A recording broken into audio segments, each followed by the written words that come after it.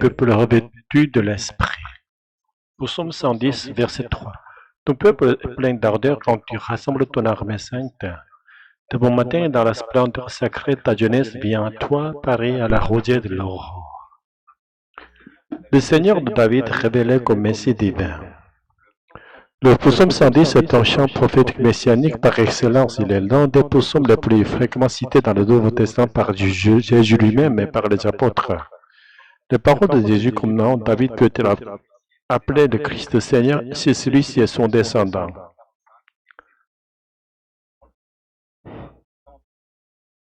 Les citations apostoliques, acte 2, verset 34-35, David n'est pas monté au ciel, mais il dit lui-même, « Le Seigneur a dit à mon Seigneur, assieds-toi à ma droite jusqu'à ce que je fais de tes ennemis ton marchepied. » 1 Corinthiens 15, 25.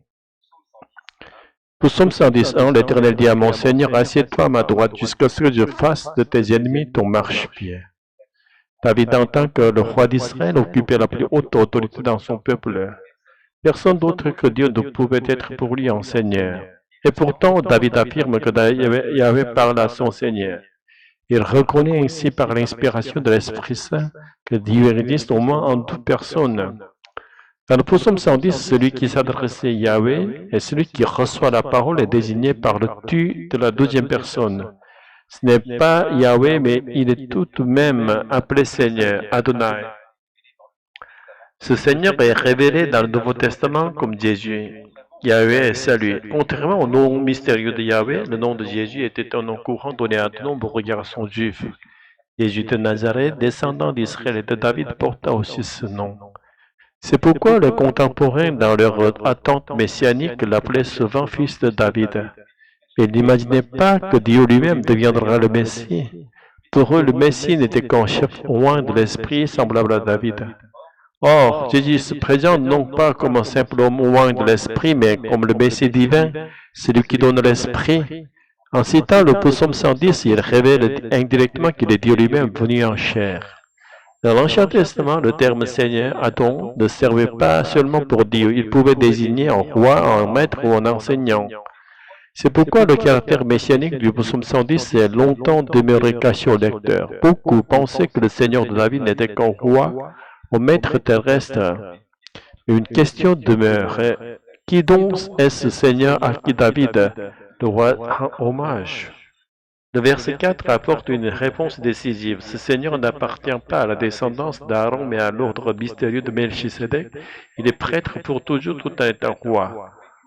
Or, dans l'histoire d'Israël, nul homme ne pouvait cumuler la fonction de roi et celle de prêtre. Saül, qui tenta de le faire, fut rejeté. Odias, qui n'osa l'assumer, fut frappé de lèpre. Aucun homme n'aurait pu s'asseoir à la droite de Dieu. Ainsi, une lecture attentive du psaume 110 révèle qu'il s'agit d'une prophétie messianique divine. En citant ce psaume par son pharisien, Jésus affirme donc lui-même le Messie divin annoncé. Dieu fait homme. Partie 2. Le jour de la puissance du Seigneur est le vêtement sacré. Alors quand viendra le jour de la puissance du Seigneur? L'indice se trouve dans cette mention. Ce jour-là, le peuple du Seigneur revêtira des habits sacrés. Et de quels vêtements s'agit-il? Des vêtements sacerdotaux? Oui, en effet.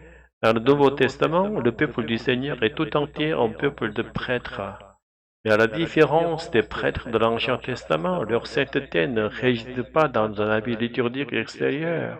Ils sont revêtus de la présence du Saint-Esprit qui agit comme un vêtement invisible. Ainsi, la sainteté n'est plus extérieure, mais intérieure, car l'Esprit habite dans le cœur de ceux qui croient au Christ. De ce fait, les croyants de la Nouvelle Alliance deviennent les premiers à porter le véritable vêtement sacré, une réalité que nul homme de l'Ancien Testament n'avait connue. Dans cette présence de l'Esprit, la consécration à Jésus n'est plus une obligation légale, mais une joie qui jaillit du plus fond du cœur, car ce n'est pas par la force humaine que cette consécration se vit, mais par la puissance de l'Esprit. Ainsi, les croyants deviennent, quel que soit leur âge, des jeunes pleins de vigueur spirituelle grâce à l'onction de l'Esprit comme la rosée de l'aurore. Ils s'avancent joyeusement devant le Seigneur. Le jour de la puissance du Seigneur est donc déjà commencé pour les saints qui, depuis la première venue de Jésus-Christ, vivent unis au Saint-Esprit par la foi. Et ce jour connaîtra son achèvement au retour du Christ quand nous recevrons un corps de résurrection. Alors il n'y aura plus de séparation possible avec l'Esprit. Ce jour de la résurrection manifestera la plénitude de la vie éternelle, commencée dès maintenant, mais encore imparfaite.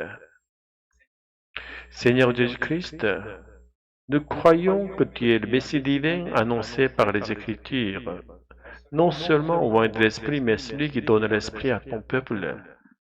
Revêt-nous de ta sainteté véritable, non pas d'un vêtement extérieur, mais de la présence vivante de ton Esprit en nous.